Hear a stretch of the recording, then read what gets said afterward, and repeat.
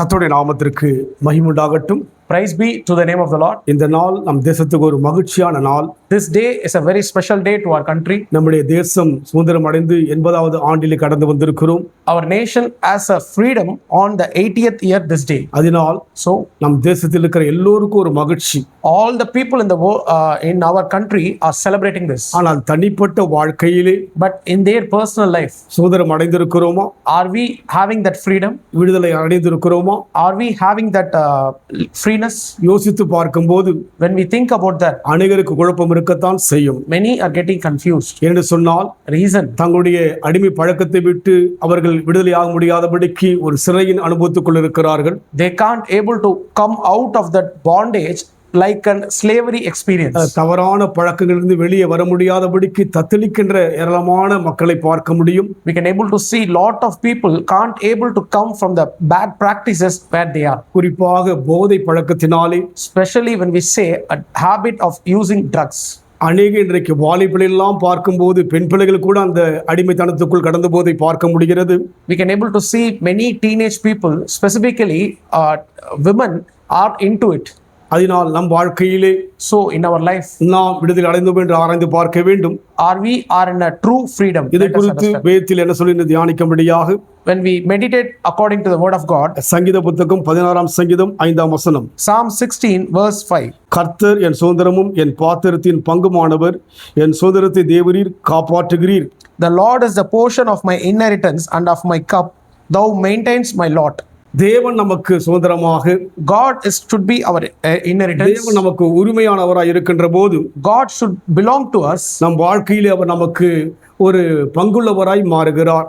He will become a portion in our life. உரிமையோடு கூட அவரிடத்தில் எல்லாவற்றையும் கேட்பதற்கான அதிகாரம் நமக்கு இருக்கிறது. We have authority to ask anything from God. அதனால் So நம் வாழ்க்கையிலே in our life, தேவன் நமக்கு God to us, சுதந்திரமாய் இருப்பது போல He will be an inheritance. அநேகரும் அதற்குள் கடந்து வரும்படியாக Many people should also come into that.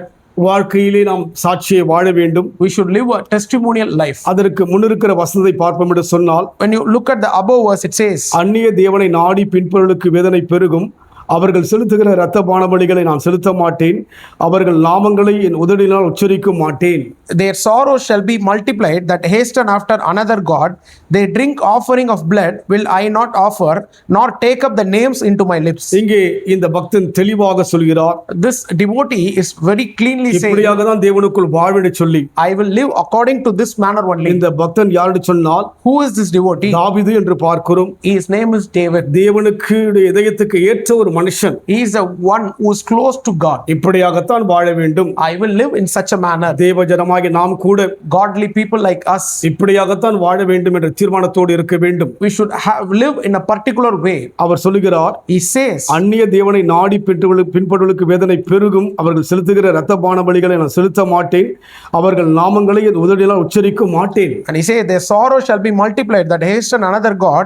They drink offering of blood will I not offer, nor take up the names into my lips. அதற்கு பின்னால் தான் 5ஆம் வசனம் சொல்கிறார், After that only verse 5 he says, கர்த்தரின் சுதந்திரமும் the Lord is the portion of N mine பாத்திரத்தின் பங்கமானவர், and inheritance of my cup. என் சுதந்திரத்தை தேவரீர் காப்பாற்றுகிறீர். Thou maintainest my lot. தேவன் நம்முடைய எல்லாவற்றையும் காப்பாற்றுகிறவராய் இருக்கிறார். God is protecting our everything. நாம் அடிமையாகாதபடிக்கு, We will not be slavery again. நாம் சிக்கிக் கொள்ளாதபடிக்கு, We don't get into a trap. நாங்கள் வேதனைக்குள் உட்படாதபடிக்கு Do not get into many troubles. தேவன் நம்மை காப்பாற்றுகிறவராய் இருக்கிறார். God is protecting us. சிறப்பான சுதந்திரம் உண்டு. We have a special இந்த inheritance. சுதந்திரம் நிலையான சுதந்திரமாய் இருக்கிறது. This inheritance is a permanent one. அதோடு மாத்திரமல்ல, Not only that, 5ஆம் வசனத்தில் அவர் சொல்லுகிறார், 6ஆம் வசனம் சொல்லுகிறார் அவர், on the 6th verse he says, நேர்த்தியான இடங்களில் எனக்கு பங்கு கிடைத்தது, ஆம் சிறப்பான சுதந்திரம் எனக்கு உண்டு. the lines are fallen unto me in a pleasant places. Yeah, I have a godly heritage. சிறப்பான சுதந்திரம், A goodly heritage. நல்ல ஒரு சிறப்பான ஒரு தகுதியை அவர் வாழ்க்கையில் பார்க்கிறார். He has seen a great place in his life. நம் வாழ்க்கையில் கூட In our life இந்த also, அனுபவத்தில் போகிறோம் என்று ஆராய்ந்து பார்க்க வேண்டும். are we going in this experience? நாம் வளைந்து போகிற வாழ்க்கை வாழாதபடிக்கு We will not go according to the way. வைராக்கியமாய் வாழ்வோம். We will live like a zeal. தேவனுக்காக எழும்பி நிற்கும்படியாய் விரும்பி வாழ்வோம். Let us stand up for God in all situations. அப்படியே வாழ்ந்தவர்கள் தான் சொல்ல முடியும். By living according to it only they can say, நேர்த்தியான இடத்தில் எனக்கு பங்கு கிடைத்தது என்று சொல்லி They can able to say, I have received that inheritance in a pleasant place. இன்றைக்கு 80 ஆண்டுகள் ஆனாலும் கூட Today our country is celebrating 80 years also. தனிப்பட்ட முறையிலே In a personal life, விடுதலை இல்லாதபடிக்கு, they don't have that freedom.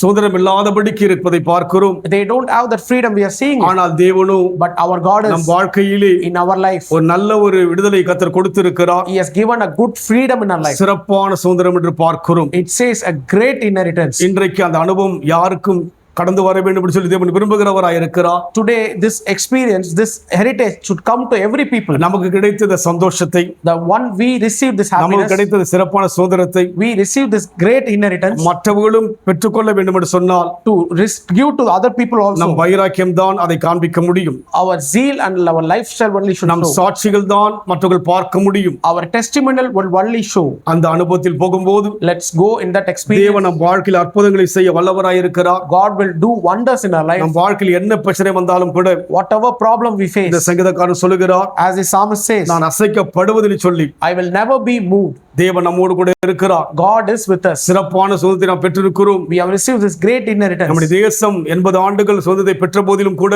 Even though our country has received the 80th year of freedom, தனிப்பட்ட முறையிலே மக்களுக்குள் முழுமையான சுதந்திரம் இல்லாதபடிக்கு people are not having that complete freedom in their life. அடிமைகளாகவே இருக்கிறார்கள். They have been slavery. ஆனால் தேவஜனமாகிய நமக்கும் But godly people like us, சிறப்பான சுதந்திரம் கொடுத்தபடினாலே we have received this great inheritance. ஆண்டவருக்கு மனதார நன்றி சொல்வது மாத்திரமல்ல, Praising God in all your situations. வைராக்கியமாய் வாழ்வும் Live like a zeal. நாம் சாட்சி இருந்தால்தான் When you have a testimony மற்ற life, ஜனங்களை கர்த்தருக்குள் கொண்டு வர முடியும். we can able to make other people to come to அந்த God. அனுபவத்தில் போகும்படியாக Let's walk in that experience. அன்பின் ஆண்டவரே, Dear God, இந்த நல்ல நாளுக்காய் நன்றி செலுத்துகிறோம். thank you for this good day. எங்கள் தேசத்தில் ஆண்டவரே, Our country today, சுதந்திரம் அடைந்தது உண்மைதான். as they receive the freedom, 80வது ஆண்டை கடந்து வந்திருக்கிறோம். we came in this 80th year. ஆனால் தனிப்பட்ட வாழ்க்கையிலே But in a personal life, அநேகருக்கு விடுதலை இல்லை. many people are not having freedom. பலவிதமான தீமை பழக்கத்துக்குள்ளாக They into a many bad habits. சிக்கப்பட்டு They have been getting trapped. வேதனைப்படுகளாய் They இருக்கிறார்கள். are getting troubled. வெளியே வர முடியவில்லை. They can't able to come out of it. வேதம் சொல்கிறது, As the word of God says, குமாரனை விடுதலையாக்கினால் if the Son sets you free,